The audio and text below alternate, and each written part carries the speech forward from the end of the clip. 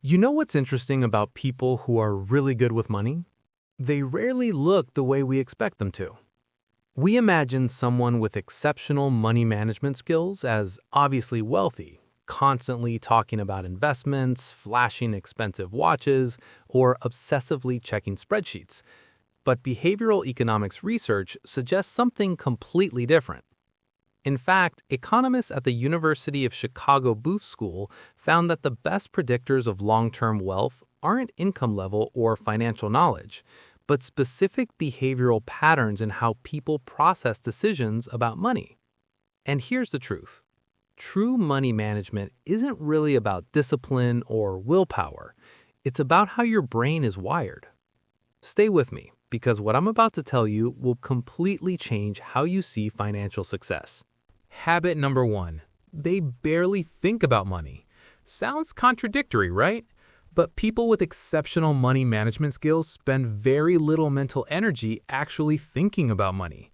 Not because they're careless, but because they've automated their financial lives to the point where money becomes invisible. Research from Cornell University found that people who automate savings and bill payments experience significantly less financial stress and accumulate more wealth over time. Their prefrontal cortex, the part of the brain responsible for decision-making, has limited capacity for willpower. Every financial decision you make depletes that reserve. High money managers remove the decision entirely. Habit 2. They experience physical discomfort with debt. Many describe debt not as a financial concept, but as a physical sensation. It feels heavy. I can't sleep when I owe money.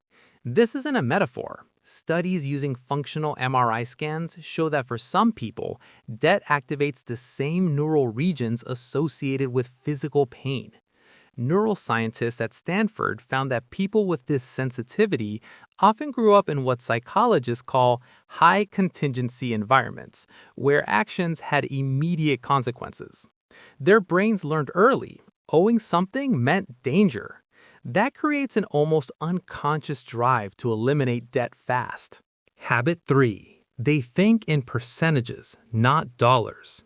Instead of $50 saved, they think 2.5% of my monthly income set aside.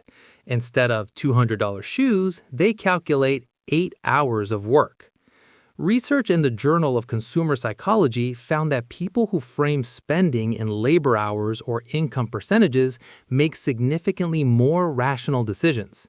Why? It engages different neural pathways.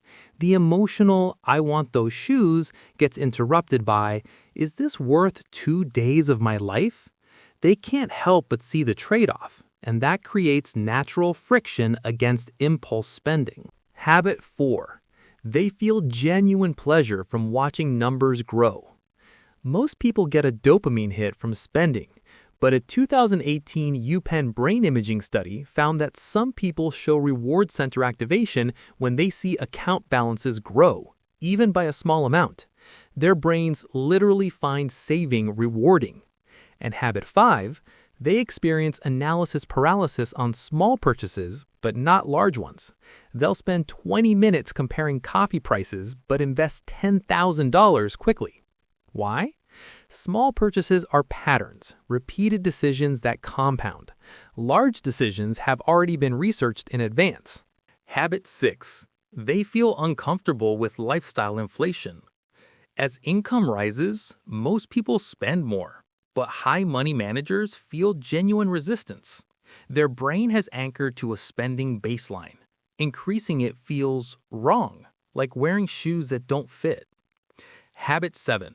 They treat their future self as a real person. Stanford's virtual reality studies show that when people interact with aged avatars of themselves, saving behavior changes dramatically.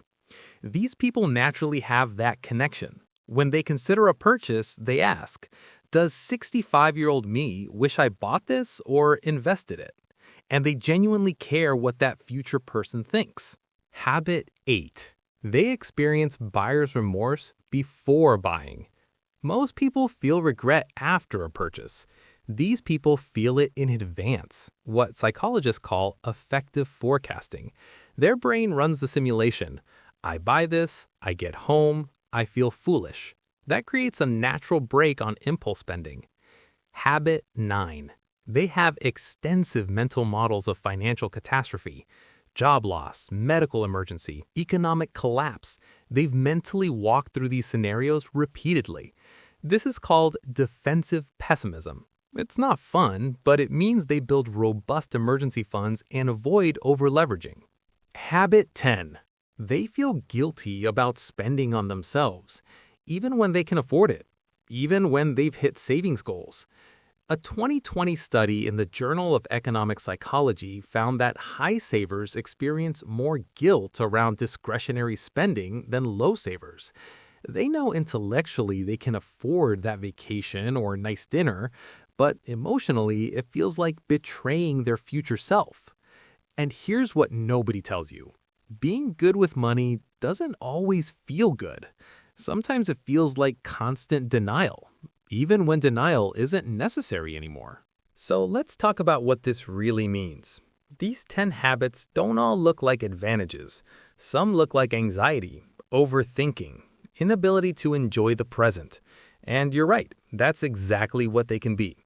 The strongest predictor of long-term wealth is something called delay discounting, the ability to value future rewards nearly as much as immediate ones.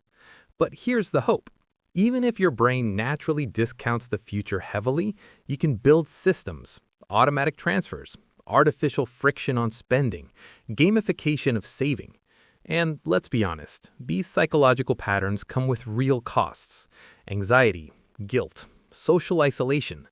Neither approach is objectively better. One optimizes for present joy. One optimizes for future security. That's a trade-off, not a virtue. So if you recognize yourself in these 10 habits, you're not superior. You're wired a certain way that produces financial outcomes our society rewards. But don't sacrifice your present self entirely for a person who doesn't exist yet. And if these patterns feel foreign, if money management feels like pushing water uphill, you're not broken. You're just working with different neurology. Build systems or accept that wealth accumulation isn't your highest value. That's legitimate too.